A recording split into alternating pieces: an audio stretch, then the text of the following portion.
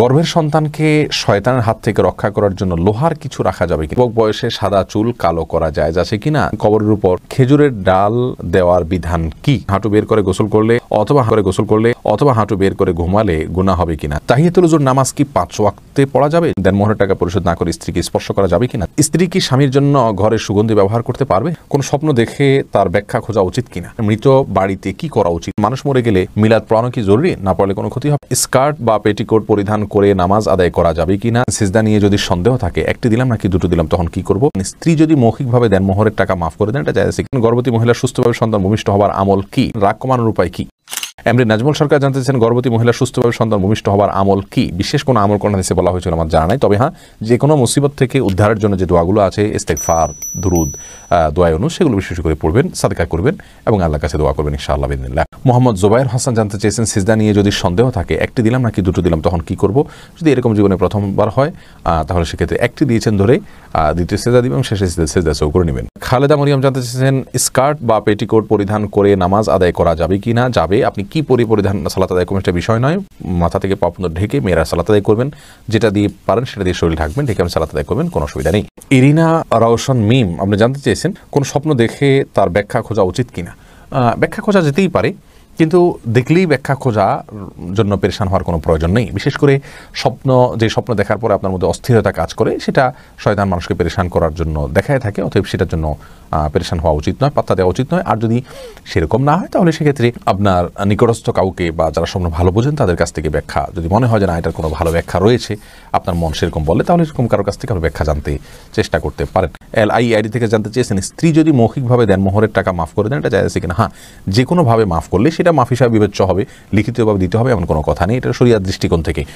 আইনিভাবে আপনি অবশ্যই ক্ষমা পেতে হলে আপনাকে এভিডেন্স হাজির করতে হবে লিখিত, আর শরিয়াত দৃষ্টিকোণ থেকে, ইসলামী দৃষ্টিকোণ থেকে মাফ পেতে হলে তিনি মৌখিকভাবে মাফ করে দিলেই মাফ হয়ে যাবে, লিখিতভাবে দেওয়া কোনো জরুরি নয়। তবে স্ত্রীর কাছে মহারানা মাপ চেয়ে নেওয়া এটা কাপুরুষতা এবং এটি ভুল কাজ।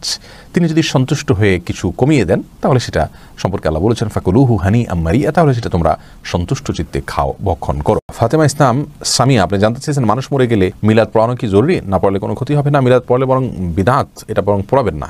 মানুষ মারা গেলে তার জন্য আল্লাহর কাছে দোয়া করবেন, তার জন্য ইস্তেগফার করবেন, কিন্তু এটার জন্য কোনো মিলাদ পড়াতে হবে এমনটি মনে করার কোনো কারণ নেই, বরং মিলাদ পড়ানোর কোনো নির্দেশ আমাদেরকে ইসলাম দেয়নি। তিনি মারা গেলে তার জন্য দোয়া করবেন এবং আরও কিছু করণীয় আছে।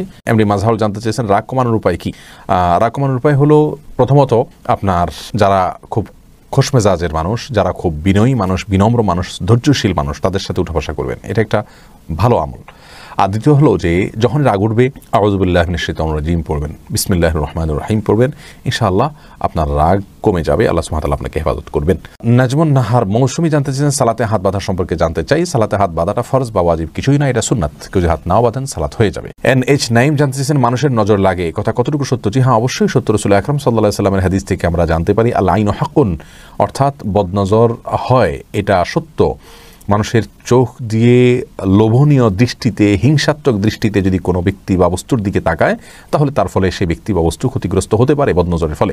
আর এই জন্য ওই ব্যক্তি, কোনো ব্যক্তি বা কোনো বস্তুর দিকে তাকালে, আশ্চর্যান্বিত হলে, অবাক লাগলে, তখন মাশাআল্লাহ, আলহামদুলিল্লাহ এরকম শব্দ উচ্চারণ করা ভালো, তাহলে বদনজর থেকে ওই বস্তুটি রক্ষা পায়। আর যদি কারোর বদনজর লেগেছে এরকম মনে হয়, তাহলে সেক্ষেত্রে ওই ব্যক্তিকে, যার বদনজর লেগেছে মনে হয়, তার কাছ থেকে পানি পড়া নিয়ে বদনজর লাগা ব্যক্তির শরীরের উপরে যদি ঢেলে দেওয়া হয়, তাহলে সেক্ষেত্রে বদনজর থেকে আল্লাহ রাব্বুল আলামিন তাকে রক্ষা করেন, অর্থাৎ তার ক্ষতি থেকে আল্লাহ তাআলা হেফাজত করেন। জিন্না হোসেন জানতে চেয়েছেন, স্ত্রী কি স্বামীর জন্য ঘরে সুগন্ধি ব্যবহার করতে পারবে? জি অবশ্যই পারবে, অসুবিধা নেই। হেনা সিদ্দিকা জানতে চেয়েছেন, তাহিয়াতুল ওযুর নামাজ কি 5 ওয়াক্তে পড়া যাবে? যতবার চান ততবার পড়তে পারেন। শুধু 5 ওয়াক্ত কেন, 5 ওয়াক্তর দিনের ভিতরে 10 বার 20 বার আপনি তাহিয়াতুল ওযু পড়তে পারেন। যতবার ওযু করবেন ততবার আপনি তাহিয়াতুল ওযু নামাজ পড়তে পারবেন। এর সাথে ওয়াক্তের কোনো সম্পর্ক নেই, এর সাথে ওযুর সম্পর্ক। শাহানা সুলতানা আন্নি আপনি জানতে চেয়েছেন, মৃত বাড়িতে কি করা উচিত? মৃত বাড়িতে কি করা উচিত? কেউ মারা গেলেন, সে বাড়িতে মুর্দাকে খুব দ্রুত গোসল দিয়ে তার দাফন কাফনের ব্যবস্থা করা উচিত। সেখানে নারী পুরুষের ঢলাঢলি যেন না হয়, পর্দাহীনতা যেন না হয়, সেটা খেয়াল করা উচিত। এবং আপনার কোনো বিদআত যেন না হয়, সেটা খেয়াল করা উচিত। তারপরে মৃত ব্যক্তির লাশকে মাটিতে রেখে বা যেখানে রেখে সেখানে তাকে ঘেরাও করে কোরআন তেলাওয়াত করার একটা প্রচলন আমাদের সমাজে আছে। এই সমস্ত বিদআতগুলো থেকে বেঁচে থাকা উচিত, কারণ এরকম কোন নির্দেশ আমাদেরকে কোরআন হাদিস দেয়নি। উড়াল পাখি আইডি থেকে জানতে চেয়েছেন, ভাত খাওয়ার কোরআন পড়া এক, মুরব্বীরা বলে না, সম্পূর্ণ ভুল এবং ভ্রান্তিমূলক কথা। ভাত খাওয়ার সাথে কোরআন পড়ার কোনো সম্পর্কই নেই এবং দুটি সম্পূর্ণ দুই জিনিস। ভাত খাওয়া জায়েজ কাজ, কোরআন পড়া ইবাদত, অতএব দুইটাকে এক করা সঠিক নয়। এই জন্য ভাত খাওয়ার সময় কথা বললে মুরব্বীরা সময় মনে কষ্ট পান, এটা সঠিক নয়। হ্যাঁ, খুব বেশি কথা বলাও প্রশংসনীয় নয়, কিন্তু প্রয়োজনীয় কথা বলা যেতে পারে এবং কখনোই ভাত খাওয়া আর কোরআন পড়া এক কথা নয়। এটা কোরআন হাদিসের কোনো কথা নয়। ইসলামের কথা আমাদেরকে নিতে হবে কোরআন থেকে অথবা হাদিস থেকে, এবং এই কথাটা মুরব্বীদের সবাইকে বোঝানোর চেষ্টা করতে হবে। এমডি সেলিম জানছে লুডু খেলা যায় কিনা। না, লুডু, পাশা, দাবা এগুলো প্রায় একই ক্যাটাগরির খেলা। লুডু সম্পর্কে হাদিস সরাসরি বলা না থাকলেও পাশা দাবা সম্পর্কে হাদিস নিষেধাজ্ঞা রয়েছে।